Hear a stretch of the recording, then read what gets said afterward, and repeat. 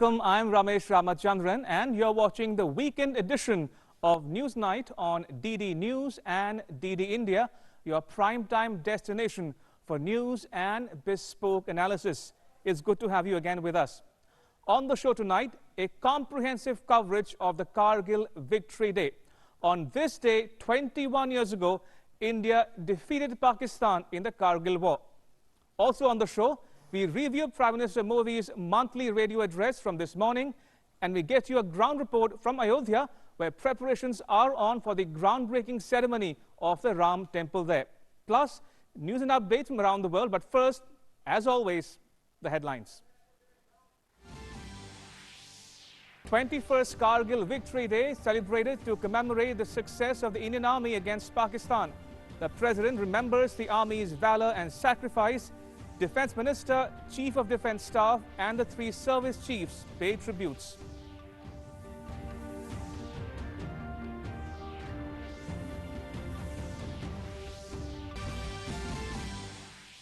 Prime Minister Narendra Modi remembers the brave soldiers of Kargil in his monthly radio address, says our conduct should always boost the morale of our soldiers.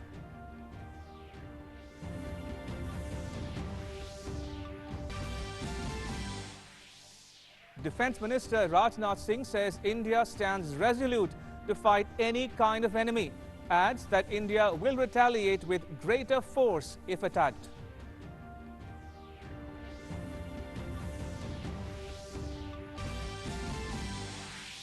Prime Minister Modi reiterates proper use of a mask for combating the coronavirus, urges people to spare a thought for corona warriors like doctors and nurses before removing their mask.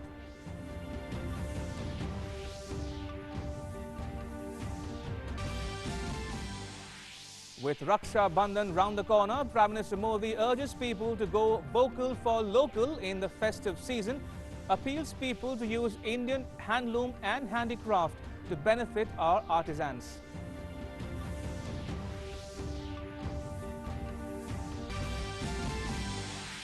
India reports the highest ever recovery from COVID-19 in a day. More than 36,000 people discharged, sets a new record by performing 4.42 lakh COVID-19 tests in a single day.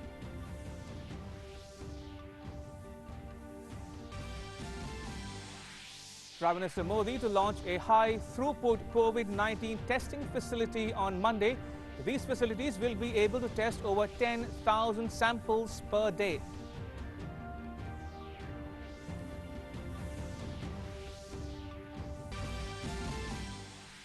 And the flood situation improves in Assam, but Bihar remains grim. Light to moderate rainfall forecast for the next 24 hours in Bihar. Relief operations underway.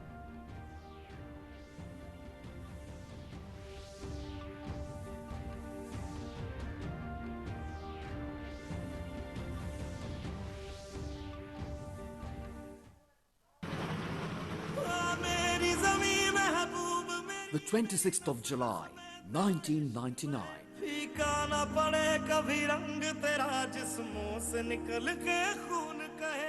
The Army's saga of valor leaves a lasting imprint on the sands of time.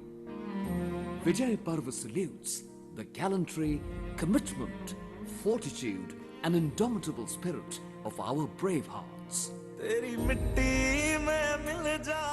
On the 26th of July, a grateful nation salutes her brave soldiers.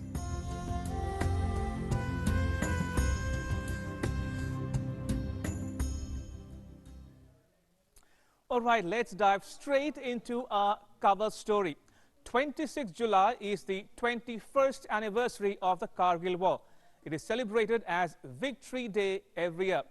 On Sunday, President Ramnath Kovind led the nation in paying tributes to the fallen soldiers of the Kargil War in 1999.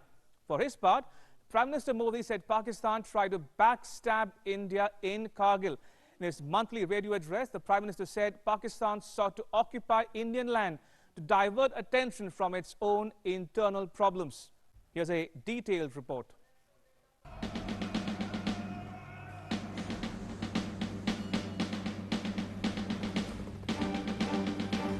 आओ नमन करें उनको जिनके हिस्से ये मुकाम आया। खुशनसीब है वो वीर जो देश के काम आया।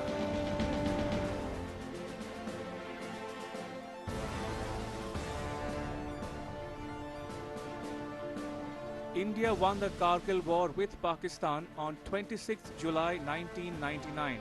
Each year on the day, India remembers its brave hearts. The nation remembers the valor, sacrifice and courage of the fallen. Tributes were paid at the War Memorial at Dras in Ladakh this morning, as well as other war memorials across the country. President Ramnath Kovind led the nation in saluting the Indian Army. The President said on Twitter, quote, Kargil Vijay Divas is symbol of fearless determination and exceptional valor of our armed forces. I salute the soldiers who fought the enemy and laid down their life to defend Bharat Mata. The nation is forever grateful to them and their families. हम सभी को याद है कि गांधी जी ने हमें एक मंत्र दिया था। उन्होंने कहा था कि यदि कोई दुविधा हो कि तुम्हें क्या करना है, तो तुम भारत के उस सबसे असहाय व्यक्ति के बारे में सोचो और स्वयं से पूछो कि क्या तुम जो करने जा रहे हो उससे उस व्यक्ति की भलाई होगी। कारगिल ने हमें दूसरा मंत्र दिया है, कोई महत्वपूर्ण निर्णय लेने से पहले हम ये सोचें कि क्या हमारा ये कदम उस सैनिक के सम्मान के अनुरूप है जिसने उन दुर्गम पहाड़ियों में अपने प्राणों की आहुति दी थी। Prime Minister Modi spoke about the Kargil Victory Day in his monthly radio address as well. It was the 67th episode of the Man Ki Baat program. The Prime Minister highlighted Pakistan's true nature to have enmity with everyone for no reason. ऊंचे पहाड़ों पर बैठा हुआ दुश्मन और नीचे से लड़ रही हमारी सेनाएं, हमारे वीर जवान, लेकिन जीत पहाड़ की ऊंचाई की नहीं, भारत की सेनाओं के ऊंचे हौसले और सच्ची वीरता की हुई। मैं देख रहा हूं कि आज देश भर में लोग कारगिल विजय को याद कर रहे हैं। सोशल मीडिया पर एक हैशटैग करेज इन कारगिल के साथ लोग अपने वीरों को नमन कर रहे हैं। जो शहीद हुए हैं उन्हें श्रद्धांजलि दे रहे हैं। एक वेबसाइट है www.gallantryawards.gov.in। आप उसको जरूर विजिट करें। वहां आपको हमारे वीर पराक्रमी योद्धाओं के बारे में, उनके पराक्रम के बारे में बहुत सारी जानकारियां प्राप्त होंगी। Prime Minister Modi also said our conduct, behavior and words should boost the morale and honor of our soldiers. युद्ध की परिस्थिति में हम जो बात कहते हैं, करते हैं, उसका सीमा पर डटे सैनिक के मनोबल पर, उसके परिवार के मनोबल पर बहुत गहरा असर पड़ता है। ये बात हमें कभी भूलनी नहीं चाहिए और इसलिए हमारा आचार, हमारा व्यवहार, हमारी वाणी, हमारे बयान, हमारी मर्यादा, हमारे लक्ष्य, सभी कसौटी में ये जरूर रहना चाहिए कि हम जो कर रहे हैं, कह रहे हैं, उससे सैनिकों का मनोबल बढ़े। Defence Minister Rajnath Singh and the three service chiefs laid a wreath at the National War Memorial in New Delhi. The Minister of State for Defence and the Chief of Defence Staff were present on the occasion.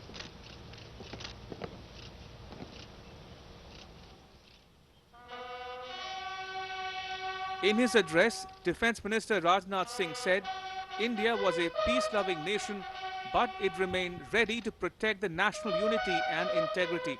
Minister Singh recalled the late Prime Minister Atal Bihari Vajpayee's words. हम एक जिम्मेदार राष्ट्र हैं।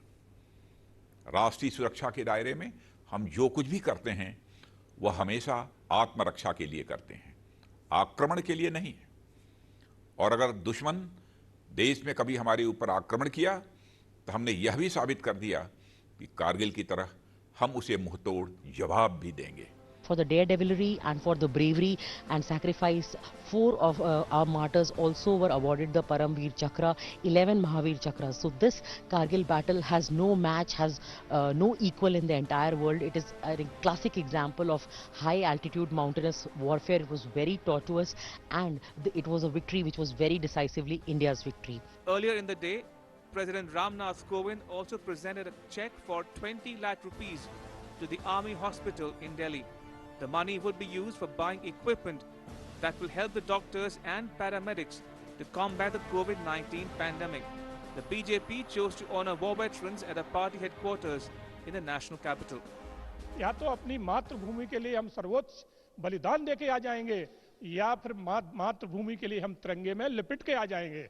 तो वही एक हमारी सोच रहती है और वहां पर यही सोच के साथ हर सैनिक लड़ रहा था और हमने करगिल में विजय प्राप्त की।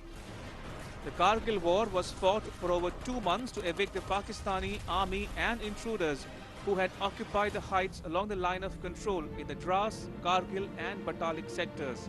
India lost 527 soldiers. With Ramesh Chandra in Leh and Nandita Dagar in New Delhi. Bureau Report, DD India. All right, let's delve a little more into the Kargil war. Now, behind me is a representative video showing the Kargil area. Now, this is to help you understand the lay of the land.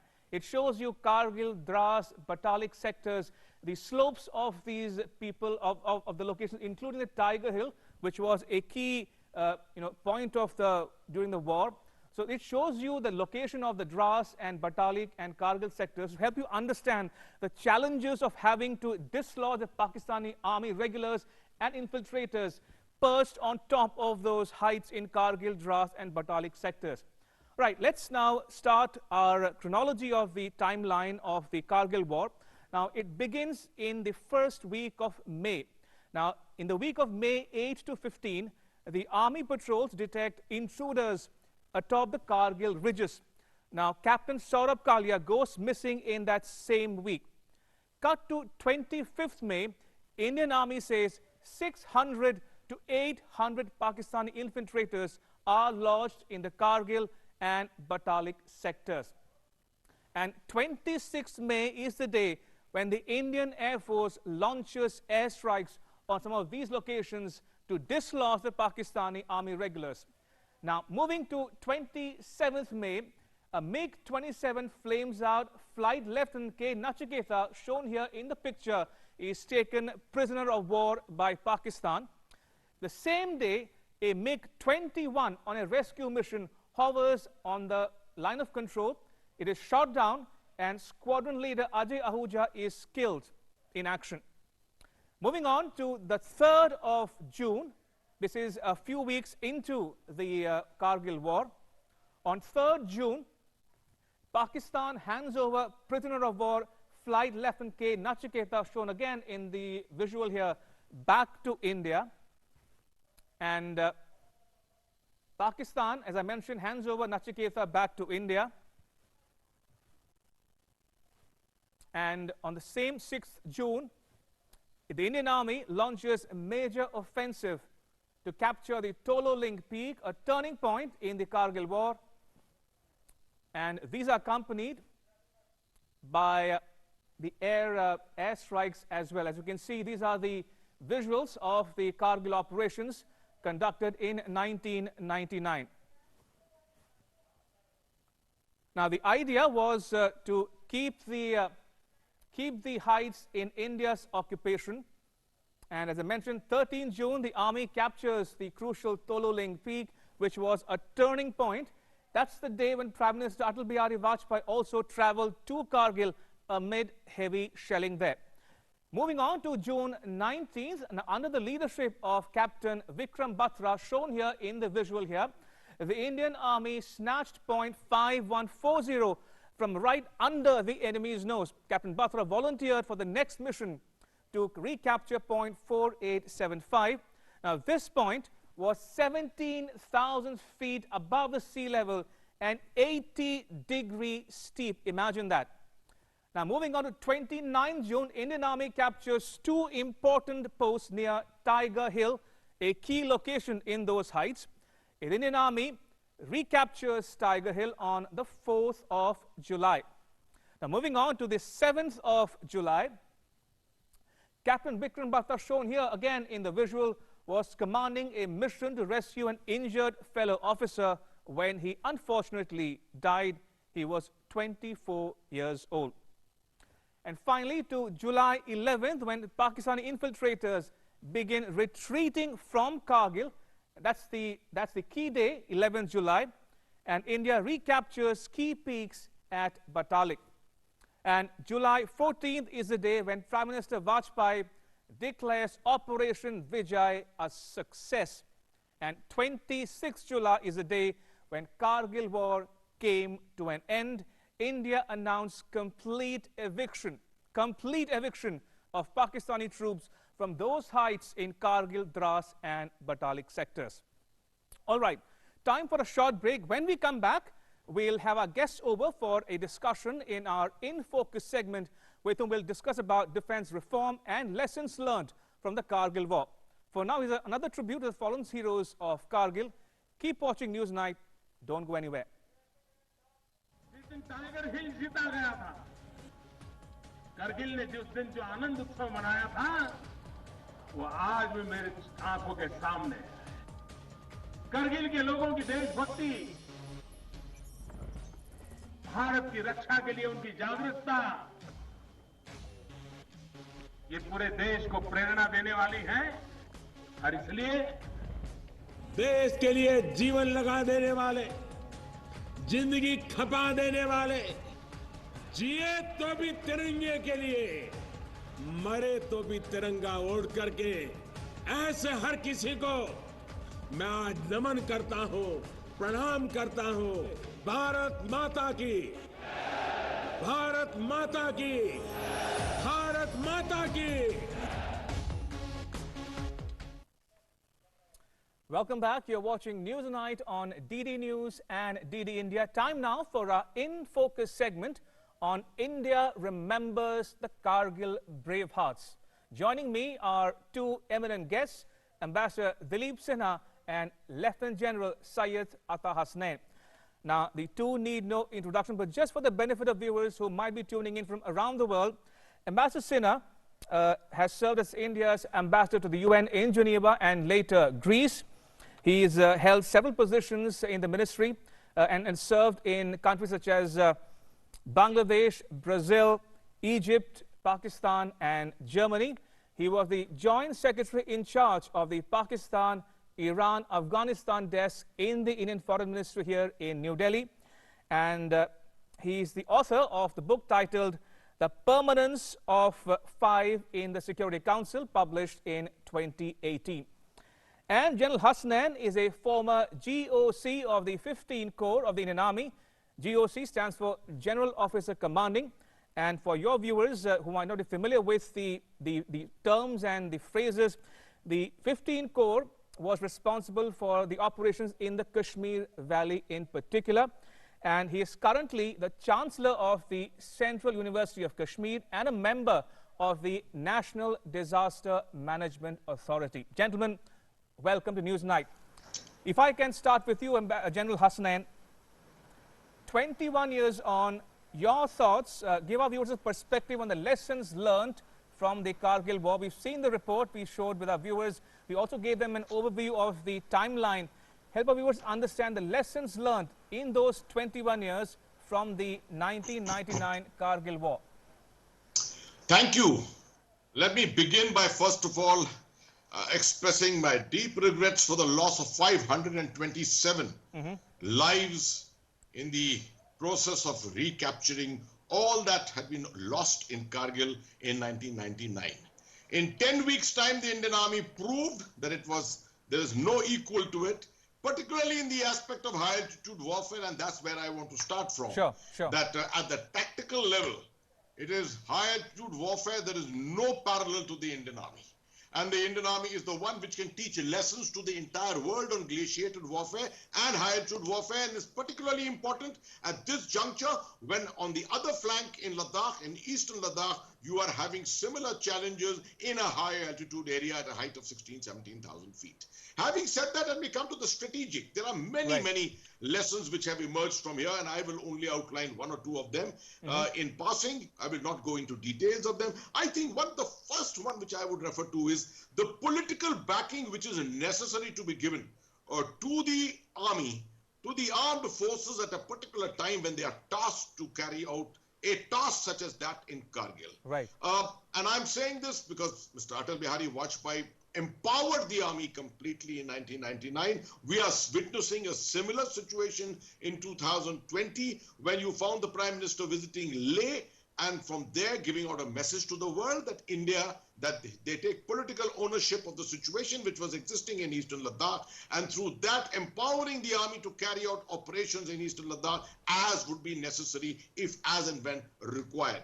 Besides that, of course, the usual lessons are important. Intelligence takes the highest rung, because without intelligence, you cannot really ever assess as to what is against you. And you need to therefore gear up and make your strategies according to that. Besides that, it is information in today's world, information warfare, which is very important.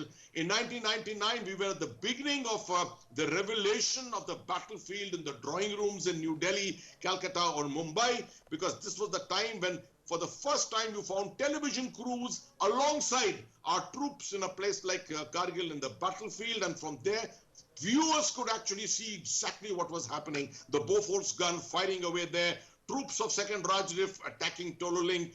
These kind of images which remain in the minds of people till today. Of course, there were many other lessons, such as the importance of being fully equipped, fully armed, having the necessary ammunition, and most important, having the necessary motivation and morale. Without motivation and morale, you may equip your army in the best way, but you will never achieve your success. And importantly, I'm sure Ambassador Sinha will take on this issue. Besides what was happening in the battlefield, what was also happening in the diplomatic world was as essential.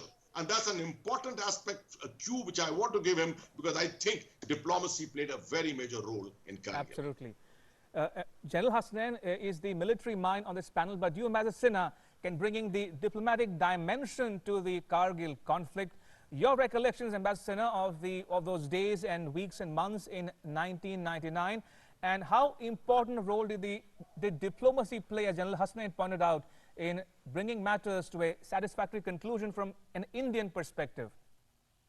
Well, this was one of those wars in which India got absolutely unconditional support from the entire international community. The US was firmly behind India. President Clinton played a very prominent role in this. The entire G8 issued a statement in support of India and blamed Pakistan for having crossed the line of control. The European Union made a statement. The ASEAN countries were supporting us. In fact, even China actually said that both countries should go back to the positions occupied by them before the conflict started. And that just on that point, Ambassador Sinha, Nawaz Sharif, the Prime Minister at the time, had to cut short his visit to Beijing and return to Islamabad. Just as an anecdote there. Please carry on. Yes, and the most important, interesting thing is that Nawaz Sharif actually went off to Washington afterwards on the 4th of July. And he went there with his family. And he wanted to meet President Clinton. President Clinton did not want to meet him because it was the 4th of July, American Independence Day. And the president normally takes leave on this day. So President Clinton decided to meet him, agreed to meet him, but not in the White House, but opposite his own house in the Blair House. And this was a largish meeting, but then Nawaz Sharif wanted the meeting to be held only 1-to-1. Clinton refused. So eventually Clinton agreed that only 2 people would be present at the meeting, Stuart Talbot and Bruce Riedel, the CIA representative. And Nawaz Sharif then pleaded with Clinton that he could not go back to Pakistan because the extremists would kill him, and that he should get him some face-saving agreement from India. But Clinton refused to do that, and he insisted that Pakistan must first withdraw behind the line of control, and only thereafter would anything else happen. And Clinton had Nawaz Sharif had no option but to accept that condition and come back to Pakistan. And of course, Nawaz Sharif paid the ultimate price for this because within a few months of this Kargil war coming to an end in October 1999, his own army chief, General Musharraf, overthrew him, and Nawaz Sharif was out of power. In fact, he was behind bars. Besides the US, we had support from as I said, the European Union, the G8, ASEAN countries. And this was because India's position was a very principled position. And one of the points that President Clinton made was that he said that Prime Minister Vajpayee had gone to Pakistan in February 1999 in an effort to bring about peace between the two countries and promote relations between the two countries. So he said, why should and how could Pakistan violate that Shimla agreement in the first place, not to violate the line of control? Right. And on top of that, to take this action at a time when the Indian government wanted to improve relations, and Prime Minister Vajpayee himself had gone across to Lahore and met Nawaz Sharif. So the international support to India was extremely important in this conflict. Indeed. General Hasnain, if I were to ask you, how has the 1999 Kargil war shaped or reshaped India's military prowess or military power? What would you say? See, there is no doubt about it that in 1999, there was what is called an initial failing, which we converted to complete success. And immediately the Kargil Review Committee was convened, right, which set up, it gave out its recommendations. We had the recommendations being examined by the group of ministers. All this was examined under 4 major headings: intelligence, internal security, border management, and management of defense. And intentionally, decisions were taken by 2001. Major decisions on restructuring were taken by the government of India. Among them was the aspect of jointness. Of course, intelligence received its due attention. The second thing was jointness, the importance of integrating the 3 services and ensuring a joint philosophy of functioning. Unfortunately, it's taken fairly long for that to materialize and be activated on ground. We've now had the appointment of the CDS in the end of 2019, but definitely the appointment of the CDS goes back to the lessons learned during the Kargil war itself. I would say, besides that, a fast track acquisition of a tremendous amount of equipment was done in 2000 itself at the turn of the millennium. Right. And many modern technologies were inducted, particularly in surveillance. Of course, there were some areas which continue to remain wanting for modern equipment, but particularly in the area of surveillance, we received a tremendous amount of equipment, all on the fast track, and the whole aspect of acquisition the lessons seem to have been learnt in that, although all may not have been implemented on ground, but definitely a fast tracking process was achieved. Besides that, of course, there is no doubt that the aspect of morals and ethics of war